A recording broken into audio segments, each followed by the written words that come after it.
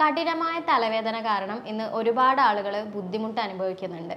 തല പൊട്ടിപ്പോകുന്ന വേദന സഹിച്ച് ജീവിക്കുന്നവരാണ് കൂടുതൽ പേരും.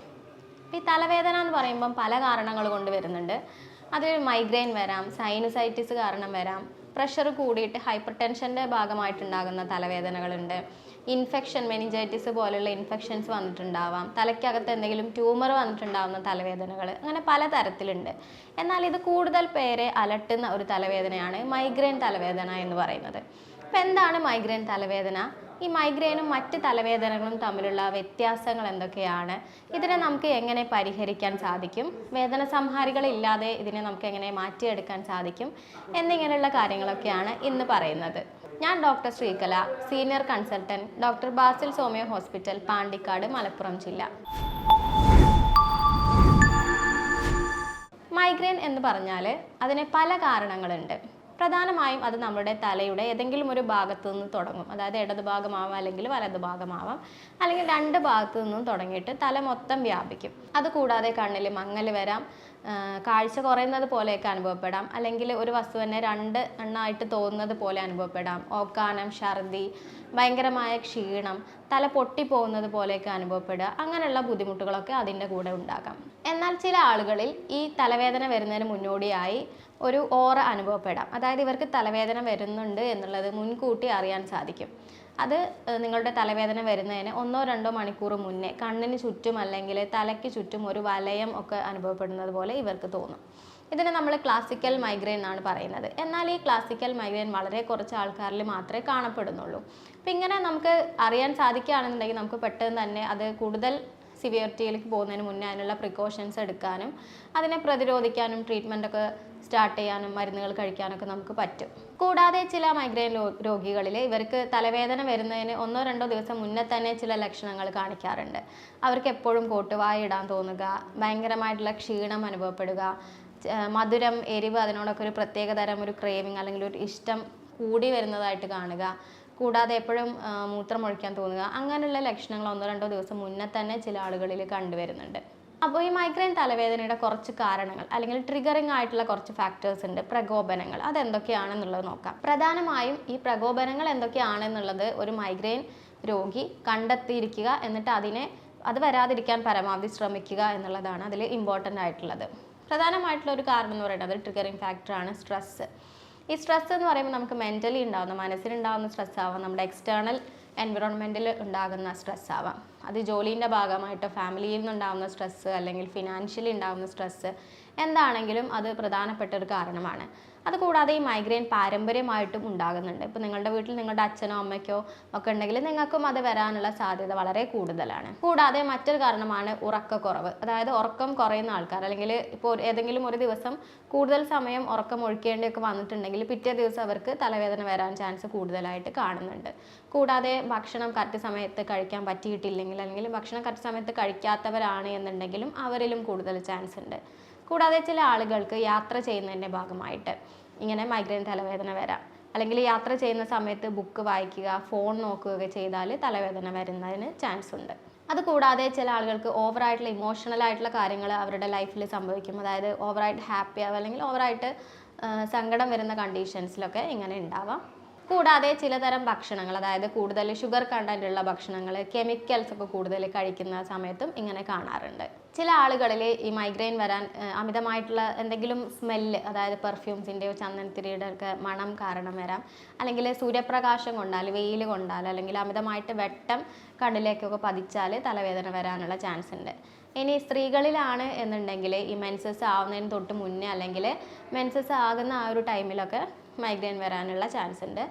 കൂടാതെ കാലാവസ്ഥ മാറ്റം, പെട്ടെന്ന് വെയിൽ വന്നിട്ട് മഴ വരുന്ന സമയത്ത്, അല്ലെങ്കിൽ മഴക്കാലത്ത് പെട്ടെന്ന് നല്ല വേനൽ പോലെ അനുഭവപ്പെടുക, അങ്ങനെയൊക്കെ ആണെന്നുണ്ടെങ്കിലും കാലാവസ്ഥാ മാറ്റം കാരണം ചില ആളുകളിൽ ഇത് അനുഭവപ്പെടുന്നുണ്ട്. കൂടാതെ ചില സ്ത്രീകളിൽ ഓറൽ കൺട്രാസെപ്റ്റീവ് പീൽസ്, ഗർഭനിരോധന ഗുളികകൾ കഴിക്കുന്ന ആളുകൾക്കും ഇങ്ങനെ മൈഗ്രെയിൻ അതിൻ്റെ ഒരു സൈഡ് എഫക്റ്റ് ആയിട്ട് കണ്ടുവരുന്നുണ്ട്. അപ്പോൾ ഈ മൈഗ്രെയിൻ ഒഴിവാക്കാൻ അല്ലെങ്കിൽ വരാതിരിക്കാൻ നമുക്ക് എന്തെല്ലാം ചെയ്യാം, ഇനി വന്നു കഴിഞ്ഞാൽ അതെങ്ങനെയൊക്കെ നമുക്ക് അതിൻ്റെ കാഠിന്യം കുറയ്ക്കാം, ഒരു മൂർധന്യാവസ്ഥയിലേക്ക് പോവാതെ നമുക്ക് എങ്ങനെ അതിനെ സംരക്ഷിക്കാം എന്നുള്ളത് നോക്കാം. ഈ മൈഗ്രെയിൻ പ്രധാനമായും നിങ്ങൾ ഓരോരുത്തർക്കും ഓരോ ട്രിഗറിങ് ഫാക്ടർ അല്ലെങ്കിൽ പ്രകോപനങ്ങളായിരിക്കും ഉണ്ടാവുക. അതെന്താണ് നിങ്ങളുടെ എന്നുള്ളത് കറക്റ്റായിട്ട് കണ്ടെത്തുക, അതിനെ പരമാവധി ഒഴിവാക്കാൻ വേണ്ടി ശ്രദ്ധിക്കുക. ഇപ്പോൾ വെയിലൊക്കെ കൊണ്ടിട്ടാണ് വരുന്നതെന്നുണ്ടെങ്കിൽ മാക്സിമം പുറത്തേക്ക് ഇറങ്ങുമ്പോൾ കുട യൂസ് ചെയ്യാൻ വേണ്ടി ശ്രദ്ധിക്കുക. ട്രാവൽ ചെയ്യുന്ന സമയത്ത് മാക്സിമം ഫോണോ ബുക്കോ ഒന്നും വായിക്കാതെ വേറെ എന്തെങ്കിലും രീതിയിലേക്ക് എൻഗേജ് ആവുക, അങ്ങനെയുള്ള കാര്യങ്ങൾ ചെയ്യുക. ഇനി ഉറക്കം കിട്ടാതെയാണ് ഇങ്ങനെ വരുന്നതെന്നുണ്ടെങ്കിൽ മാക്സിമം നിങ്ങൾ ഉറക്കം ഒഴിക്കുന്ന പരിപാടികളൊക്കെ ഒഴിവാക്കുക. ഒരു 6 to 8 മണിക്കൂർ എന്തായാലും നിങ്ങൾ ദിവസവും ഉറങ്ങാൻ വേണ്ടിയിട്ട് ശ്രദ്ധിക്കുക. കറക്റ്റ് സമയത്ത് തന്നെ ഭക്ഷണം കഴിക്കാൻ വേണ്ടി ശ്രദ്ധിക്കുക. രാവിലെ ആണെങ്കിലും ഉച്ചയ്ക്കാണെങ്കിലും രാത്രിയാണെന്നുണ്ടെങ്കിലും. അപ്പോൾ നിങ്ങൾക്കിപ്പം ഉച്ചയ്ക്ക് ഇപ്പോൾ കറക്റ്റ് സമയത്ത് നിങ്ങൾ ഡെയിലി കഴിക്കുന്ന ചോറ് അല്ലെങ്കിൽ എന്തോ കഴിക്കാൻ പറ്റിയിട്ടില്ല എന്നുണ്ടെങ്കിൽ ആ സമയത്ത് നിങ്ങൾ ഫ്രൂട്ട്സ് എന്തെങ്കിലുമൊക്കെ ആയിട്ട് വയറ്റിലേക്ക് ചെല്ലാൻ വേണ്ടിയിട്ട് നിങ്ങൾ ശ്രദ്ധിക്കുക. ഇനി അതല്ല സ്ട്രെസ്സിൻ്റെ ഭാഗമായിട്ടാണ് ഇത് വരുന്നതെന്നുണ്ടെങ്കിൽ സ്ട്രെസ്സ് കുറയ്ക്കാൻ വേണ്ടിയിട്ട് നിങ്ങൾക്ക് ബ്രീത്ത് ഇൻ ബ്രീത്ത് ഔട്ട് പോലുള്ള ബ്രീത്തിങ് എക്സസൈസുകൾ ചെയ്യാം. എന്തെങ്കിലും ഒരു പ്രത്യേക കാരണം കൊണ്ടാണ് സ്ട്രെസ് ഉണ്ടാവുന്നുണ്ടെങ്കിൽ അതിനെ പരിഹരിക്കാൻ വേണ്ടിയിട്ട് ശ്രമിക്കുക. കൂടാതെ നിങ്ങൾക്ക് യോഗ, മെഡിറ്റേഷൻ പോലുള്ള കാര്യങ്ങളൊക്കെ ചെയ്യാവുന്നതാണ്. അല്ലെങ്കിൽ നിങ്ങൾക്ക് നിങ്ങളുടെ പ്രശ്നങ്ങൾ, ടെൻഷന്, സ്ട്രെസ്സ് ഒരാളോട് തുറന്ന് പറയുക. അതുവഴി നിങ്ങൾക്കൊരു മനസ്സിന് സമാധാനം കിട്ടുന്നുണ്ടെങ്കിൽ അങ്ങനെയുള്ള കാര്യങ്ങൾ നിങ്ങൾ ആലോചിക്കുക. കൂടുതൽ ഓവർ തിങ്കിങ് അല്ലെങ്കിൽ അമിതമായിട്ട് ചിന്തിച്ച് ടെൻഷൻ അടിക്കുന്ന ആ ഒരു സ്വഭാവം പരമാവധി നിങ്ങൾ ഒഴിവാക്കാൻ വേണ്ടി ശ്രദ്ധിക്കുക.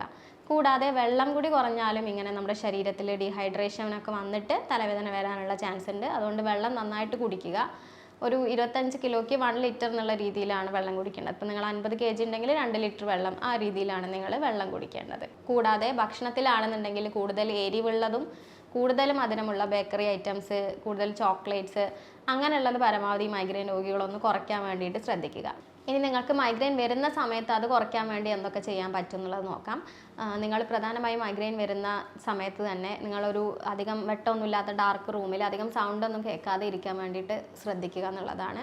കൂടാതെ നിങ്ങൾക്ക് കോൾഡ് പാക്ക് ഉപയോഗിക്കാം. നിങ്ങൾക്കറിയാം മൈഗ്രെയിൻ വരുന്ന സമയത്ത് ചില ആൾക്കാർ ഇങ്ങനെ ഐസ് ക്യൂബ്സൊക്കെ തലയിലൊക്കെ ഇങ്ങനെ ആ ഭാഗത്ത് വെച്ച് കൊടുക്കാറുണ്ട്. അപ്പം നമ്മുടെ മെഡിക്കൽ ഷോപ്സിലൊക്കെ കോൾഡ് പാക്സ് അവൈലബിൾ ആണ്. അതൊക്കെ നിങ്ങൾക്ക് യൂസ് ചെയ്യാം. അപ്പോൾ അതിൻ്റെ കാഠിന്യമൊക്കെ കുറയ്ക്കാൻ വേണ്ടിയിട്ട് സഹായിക്കും. കൂടാതെ നിങ്ങൾ ഈ മൈഗ്രെയിൻ രോഗികൾ തീർച്ചയായിട്ടും ഡെയിലി എക്സസൈസ് ചെയ്യാന്നുള്ളത് വളരെ ഇമ്പോർട്ടൻ്റ് ആണ്. നമ്മൾ എക്സസൈസ് ചെയ്യുന്ന സമയത്ത് നമ്മുടെ ശരീരത്തിൽ എൻഡോർഫൈൻ ഹോർമോൺസ് ഉൽപ്പാദിപ്പിക്കുന്നുണ്ട്. ഈ എൻഡോർഫൈൻ ഹോർമോൺസ് നമ്മുടെ മൈഗ്രെയിനെ പ്രിവെൻറ്റ് ചെയ്യാൻ, പ്രതിരോധിക്കാൻ വളരെയധികം സഹായിക്കുന്നുണ്ട്. കൂടാതെ നിങ്ങൾ രാത്രി കിടക്കുന്ന സമയത്ത് ഈ മൊബൈൽ ഫോണൊക്കെ കാരണം ചില ആളുകൾക്ക് ഇങ്ങനെ സ്ക്രീൻ ടൈം കൂടുന്നതൊക്കെ കാരണം മൈഗ്രെയിൻ കൂടുതലായിട്ട് കണ്ടുവരുന്നുണ്ട്. അപ്പോൾ നിങ്ങൾ കിടക്കുന്നതിന് 1 മണിക്കൂർ മുന്നേ ഫോൺ മാറ്റി വെച്ചിട്ട് കിടക്കുക. അപ്പോൾ നിങ്ങൾക്ക് കുറച്ചും കൂടി അങ്ങനെയുള്ള ബുദ്ധിമുട്ടുകൾ കുറയാൻ ഇത് സഹായിക്കും. കൂടാതെ മൈഗ്രെയിൻ നിങ്ങൾക്ക് സ്റ്റാർട്ട് ചെയ്യുന്ന സമയത്ത് തന്നെ നിങ്ങളുടെ മൂക്കിൻ്റെ മുകളിലുള്ള ഈ ഒരു പ്രഷർ പോയിന്റിൽ നിങ്ങൾ പ്രസ് ചെയ്യുക.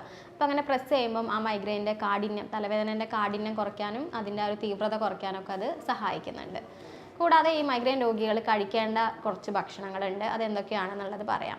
ഇവർ വൈറ്റമിൻ കെ അടങ്ങിയിട്ടുള്ള ഭക്ഷണങ്ങൾ ധാരാളം കഴിക്കുക. അതായത് ഏത്തപ്പഴം, വെളുത്തുള്ളി, ഉണക്കമുന്തിരി, ഇതിലൊക്കെ വൈറ്റമിൻ കെ ധാരാളമായിട്ട് അടങ്ങിയിട്ടുണ്ട്. അത് കൂടുതലായിട്ട് കഴിക്കാൻ വേണ്ടി ശ്രദ്ധിക്കുക. കൂടാതെ വൈറ്റമിൻ ഇ കിട്ടാൻ വേണ്ടിയിട്ട് ഇവർ ഓട്സ് കഴിക്കാം, പയറുവർഗ്ഗങ്ങൾ, ഒലീവ് ഓയിൽ അതൊക്കെ ഉൾപ്പെടുത്തുക. കൂടാതെ മഗ്നീഷ്യം കണ്ടന്റ് ഉള്ള ഭക്ഷണങ്ങൾ ഇവർ കൂടുതലായിട്ട് കഴിക്കാൻ വേണ്ടി ശ്രദ്ധിക്കുക. അതായത് ബദാം, ആപ്പിൾ, വെളുത്തുള്ളി, പയറുവർഗ്ഗങ്ങൾ, തവിടുള്ള അരി എന്നിവയൊക്കെ കഴിക്കാൻ വേണ്ടിയിട്ട് ശ്രദ്ധിക്കുക.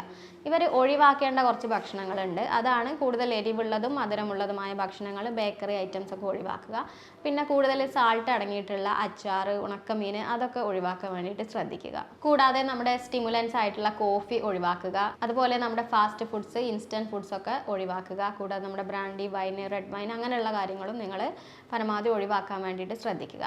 ഇനി മൈഗ്രെയിൻ വന്നാൽ അതിൻ്റെ കാഠിന്യം കുറയ്ക്കാനും തീവ്രത കുറയ്ക്കാനും നിങ്ങൾക്ക് വീട്ടിൽ ചെയ്യാവുന്ന ഒരു 2 ഹോം റെമഡീസ് പറയാം. നമ്മുടെ വീട്ടിലൊക്കെ കിട്ടുന്ന കറുവപ്പട്ട അത് വെള്ളത്തിൽ ചേർത്ത് അരച്ചിട്ട് ഒരു പേസ്റ്റ് രൂപത്തിലാക്കി നമ്മുടെ നെറ്റിയിൽ പുരട്ടുക. അതാണ് ഒന്നാമത്തെ ഹോം റെമഡി. അത് നിങ്ങൾ ചെയ്യുകയാണെന്നുണ്ടെങ്കിൽ നിങ്ങൾക്ക് തലവേദനയുടെ കാഠിന്യം കുറയ്ക്കാനും തീവ്രത കുറയ്ക്കാനൊക്കെ അത് വളരെയധികം സഹായിക്കും. തുടങ്ങുമ്പോൾ തന്നെ അത് ചെയ്യുന്നതായിരിക്കും നല്ലത്. കൂടാതെ നാരങ്ങാനീര് ചൂടുവെള്ളത്തിൽ മിക്സ് ചെയ്ത് കുടിക്കുന്നതും ഈ തലവേദന വരുന്ന സമയത്ത് കുടിച്ചാൽ അതിൻ്റെ വേദനയൊക്കെ കുറയ്ക്കാൻ സഹായിക്കും.